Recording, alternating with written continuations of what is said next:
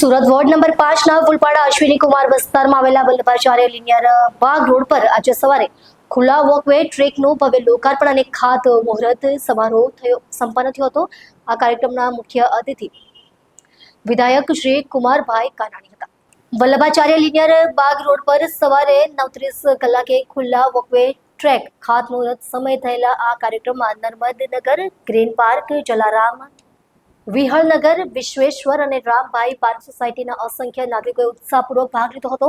આ નવો walkway track નાગરિકોના સ્વાસ્થ્ય અને મનોરંજન માટે એક મહત્વપૂર્ણ સુવિધા તરીકે ઉમેરાશે। આ પ્રકલ્પના સફળતાપૂર્વક ઉદ્ઘાટન પાછળ સ્થાનિક નાગરિકોનો સક્રિય સહભાગ રહ્યો છે। આ ઉદ્ઘાટન સમારોહમાં શ્રી કાનાણીએ નાગરિકોને સંબોધિત કરતા કહ્યું કે આ પગપાળા માર્ગથી વિસ્તારના રહીશોને ફરવા ટહેલવા માટે સુરક્ષિત અને શાંત વાતાવરણ મળશે, જે સારી આરોગ્ય પદ્ધતિને પ્રોત્સાહન આપશે।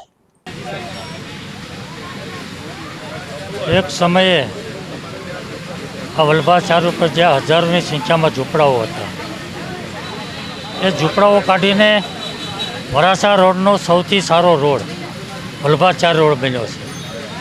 જે તે સમયે માગને અનુસાર રોડની સાથે સાથે વોકવે, ગાર્ડન, બેસવા માટે ગજેબો, આ તમામ પ્રકારની સુવિધાઓની વ્યવસ્થા કરવામાં આવી હતી।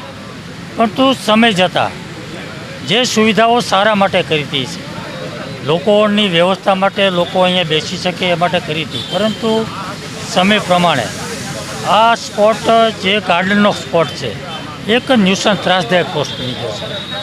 આખો દિવસ અસામાજિક તત્વો, લુખાઓ આ ગજેબોમાં, બેઠકોમાં બેસી રહે અને અસંખ્ય પ્રમાણમાં લીલોતરી હોવાથી, વૃક્ષો હોવાથી એ એક ન્યુસન્સ બન્યું છે। એટલા માટે ફરીવાર એનું રીડેવલપ થાય, ન્યુસન્સ ન થાય, એ રીતે લોકોની સુવિધા વધે, એના માટે જે આગળનો વોકવે છે એ વોકવેને આગળ વધારી અને ગજેબોને કાઢીને નવું રિનોવેશન, લોકોને સુવિધા મળે ને ન્યુસન્સ ના થાય એવા પ્રકારની એક સુવિધા ઊભી કરવાનો જે પ્રયાસ થયો છે એનો આજે ખાતમુહૂર્ત કરવામાં આવ્યું છે।